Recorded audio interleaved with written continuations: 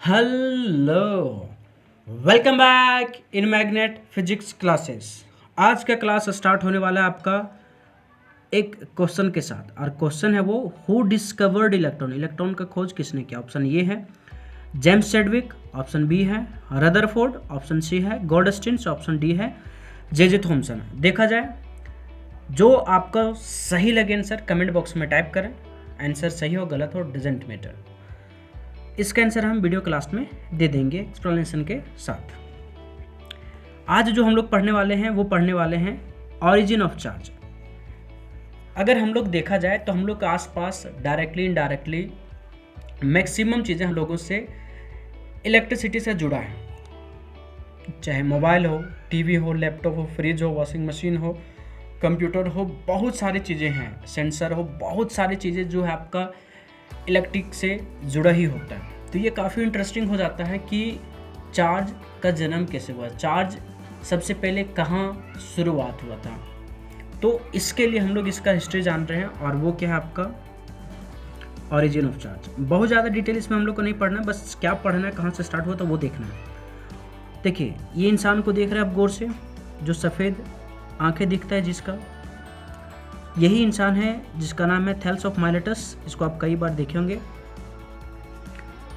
तो ये इंसान जो है आपको नोटबुक के पेज पे ही जनरली देखने को मिलता है ना।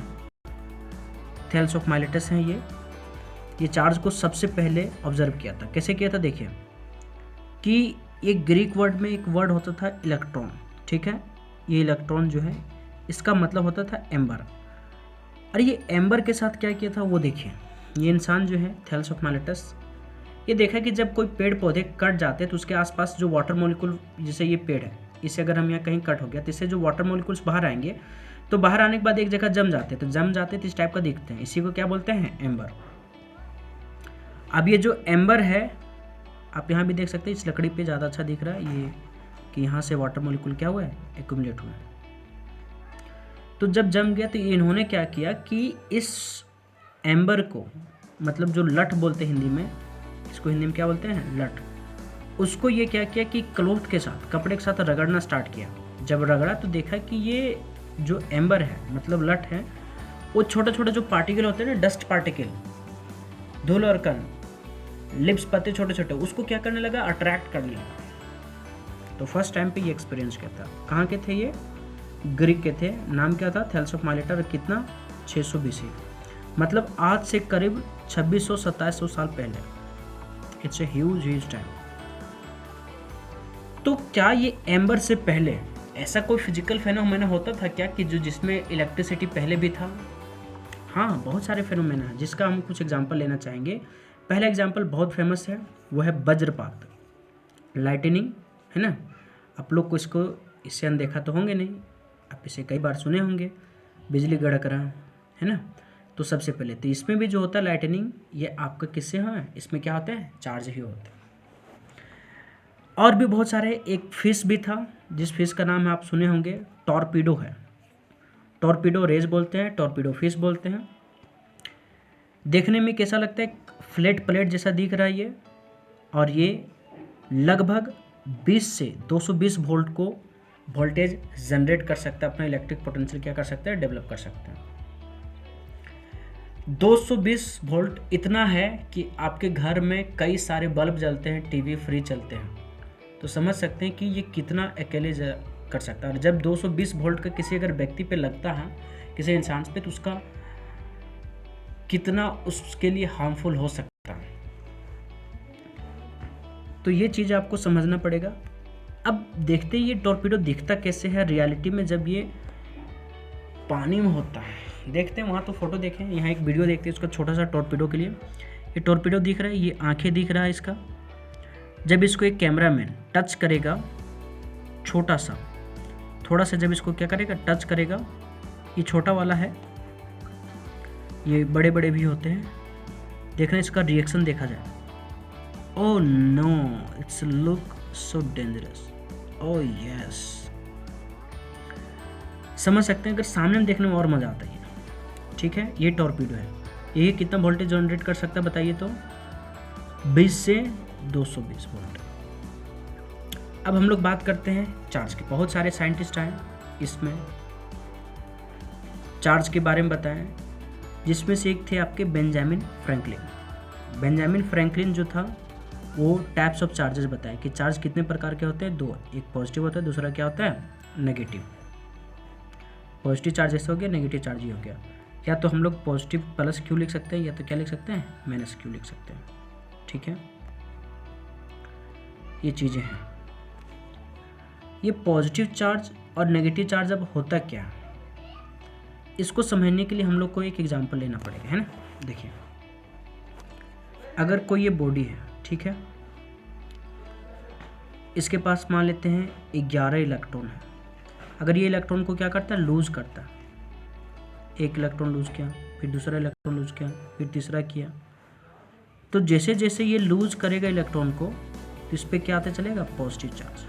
3 इलेक्ट्रॉन को लूज किया तो 3, और इस पर क्या जाएगा आपको, 3 इलेक्ट्रॉन। अब यहाँ पॉजिटिव नेगेटिव से क्या लेना देना है, अब इसको समझते हैं एग्जाम्पल के लिए। NaCl, NaCl कैसे बना होगा आपका, Na प्लस और Cl माइनस से। तो सोडियम पे प्लस क्यों है, क्योंकि ये लॉस किया होगा इलेक्ट्रॉन को, और इस पे नेगेटिव क्यों है, क्योंकि ये गेन किया होगा इलेक्ट्रॉन। इसका मतलब ये हुआ कि जब हम लोग पॉजिटिव चार्ज बोलेंगे तो यहाँ क्या होगा, सीधा सीधी लॉस ऑफ इलेक्ट्रॉन होगा, और जब हम लोग नेगेटिव चार्ज के बारे में बात करेंगे तो यहाँ क्या होगा, गेन ऑफ इलेक्ट्रॉन होगा। ठीक, इसका कुछ और बातें हैं, और ये अगर पॉजिटिव चार्ज समझ में आ गया तो नेगेटिव वाला तो जस्ट आपका रिवर्स होता ही है। तो आपका पॉजिटिव चार्ज कब आएगा, जब इलेक्ट्रॉन को क्या करेगा, लॉस करेगा। तो व्हेन ये body loses it's electron it get positive charge. तो जैसे सोडियम है, इलेक्ट्रॉन एक लॉस किया, कितना आ गया, इस पर Na प्लस हो गया और एक इलेक्ट्रॉन बाहर निकल गया। पॉजिटिव चार्ज क्या रखता है, डिफिशिएंसी ऑफ इलेक्ट्रॉन। ठीक है, अब इस चीज़ को हम लोग यहीं देख लेते हैं ना। पॉजिटिव चार्ज, एक कोई बॉडी था, इस पे पास क्या आ रहा है, पॉजिटिव चार्ज आ रहा है, तो इस पे जितना पॉजिटिव चार्ज आ रहा है इसका मतलब उतना ही इलेक्ट्रॉन ये क्या किया होगा, लूज किया होगा। और अगर किसी पे नेगेटिव चार्ज आ रहा है तो इसका मतलब इस पे क्या है, बताइए, कि उतना ही इलेक्ट्रॉन इस पे बढ़ रहा है। तो जब इस पे इलेक्ट्रॉन बढ़ेगा मतलब गेन हुआ, गेन मतलब नेगेटिव चार्ज, लॉस हुआ, लॉस इसका मतलब इस पे क्या हुआ, पॉजिटिव चार्ज।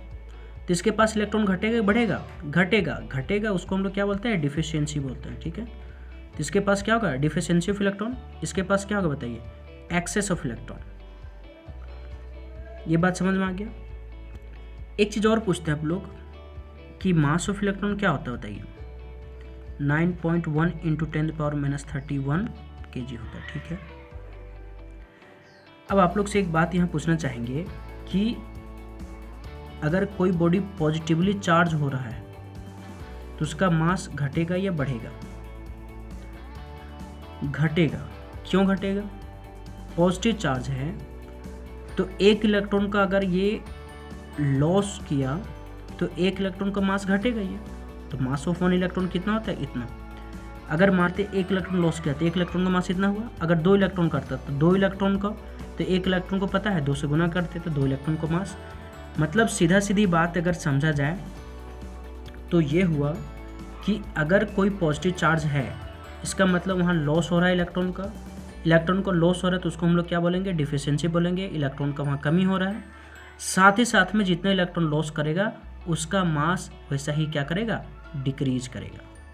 ठीक, मास डिक्रीज करेगा। एक चीज़ और है कि इस पे जो पॉजिटिव चार्ज है वो होता है प्रोटॉन। मतलब ये कि पॉजिटिव चार्ज को क्या मान लिया जाता है, प्रोटॉन। प्रोटॉन को मान लिया जाता है पॉजिटिव चार्ज।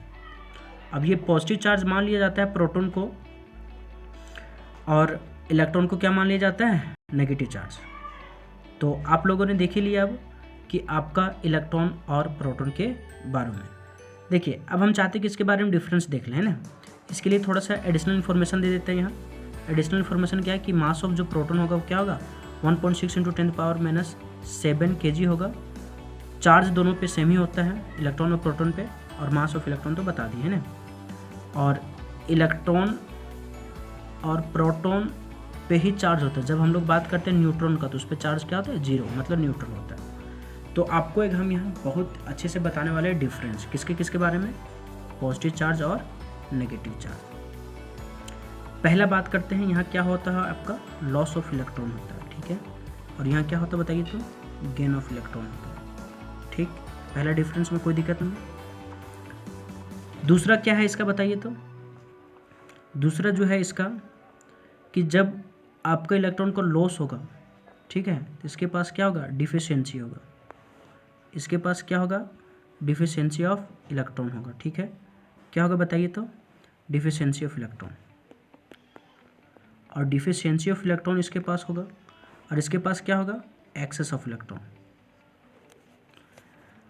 तीसरा जो हो गया इसका डिफरेंस वो ये है कि अगर ये इलेक्ट्रॉन को लॉस करेगा, तो एक इलेक्ट्रॉन को लॉस हुआ तो इसका मास क्या होगा घटेगा बढ़ेगा, तो इसका मास क्या करेगा डिक्रीज करेगा। एक इलेक्ट्रॉन का लॉस मतलब एक इलेक्ट्रॉन का मास डिक्रीज किया, इसका एक इलेक्ट्रॉन का मास को क्या करेगा ये बढ़ेगा, तो इसका मास क्या होगा इंक्रीज करेगा।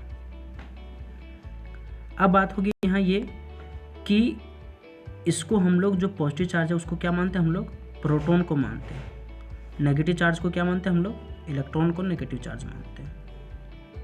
इसमें एक और बातें होगी कि दोनों पे चार्ज क्या है सेम है, लेकिन डिफरेंस ये है कि जब प्रोटॉन बोलेंगे तो पॉजिटिव और जब इलेक्ट्रॉन बोलेंगे तो नेगेटिव।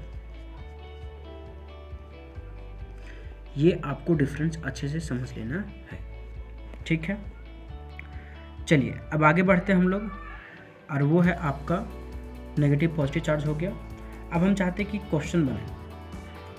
क्वेश्चन क्या है देखा जाइए, क्वेश्चन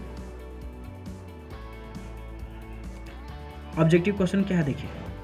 ऑब्जेक्टिव क्वेश्चन है आपका कि if a body is charging, question first पढ़ा जाए, अगर कोई बॉडी को क्या करते हैं चार्ज करते हैं तो इसका मास क्या होगा, अगर कोई बॉडी को चार्ज करते हैं तो इसका मास क्या होगा घटेगा या बढ़ेगा। तो कमेंट बॉक्स में जल्दी से टाइप करें, टाइप कर लिए। चलिए देखिए, अगर ये पॉजिटिव या नेगेटिव चार्जिंग सिर्फ बोला है तो चार्जिंग आपका पॉजिटिव भी हो सकता है, क्या हो सकता है नेगेटिव भी हो सकता है। अगर पॉजिटिव हुआ तो यहाँ क्या हुआ लॉस हुआ इलेक्ट्रॉन का, नेगेटिव हुआ तो गेन हुआ इलेक्ट्रॉन का। तो इलेक्ट्रॉन का लॉस इसका मतलब इसका मास क्या होगा घटेगा, इलेक्ट्रॉन का गेन तो इसका मास क्या होगा बढ़ेगा। अगर एक इलेक्ट्रॉन का लॉस तो एक इलेक्ट्रॉन का मास घटा, एक इलेक्ट्रॉन को गेन तो एक इलेक्ट्रॉन का मास बढ़ा। तो सिर्फ चूंकि यहाँ चार्जिंग बोला है तो ऑप्शन के अनुसार टिक मारना पड़ेगा। ऑप्शन ये है इंक्रीजेज, ऑप्शन बी है डिक्रीजेज, ऑप्शन सी है मैं इंक्रीज और डिक्रीज, रिमेंस कांस्टेंट। तो ऑप्शन कौन होगा आपका सी। वो पॉजिटिव अगर चार्ज हो रहा है तो उसका मास घटेगा, अगर नेगेटिव चार्ज हो रहा है तो उसका मास क्या होगा बढ़ेगा। इसीलिए वर्ड यहाँ दिया है कॉमन चार्जिंग। अगर यहाँ बोलेगा दूसरा question if body is charging positively, अब पॉजिटिव मतलब क्या होगा इलेक्ट्रॉन का लॉस, इलेक्ट्रॉन का लॉस मतलब एक इलेक्ट्रॉन का मास घटा, अगर दो इलेक्ट्रॉन घटा तो दो इलेक्ट्रॉन का मास घटेगा, इसका मतलब उसका मास क्या होगा डिक्रीज करेगा। अगर पॉजिटिवली और डिक्रीज तो नेगेटिवली में इलेक्ट्रॉन को गेन होगा और उसका मास क्या होगा इंक्रीज करेगा।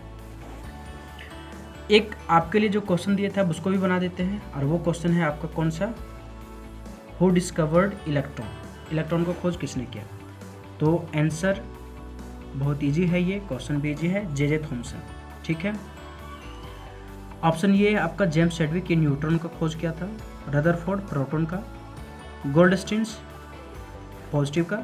एक्चुअली ये जो कुछ बच्चे कंफ्यूज रहते हैं किस में कि इलेक्ट्रॉन का खोज किसने किया, रदरफोर्ड किया है या गोल्डस्टीन्स ने किया। देखिए हम बताते हैं, केनेल रे एक्सपेरिमेंट किया था कौन गोल्डस्टीन्स ने।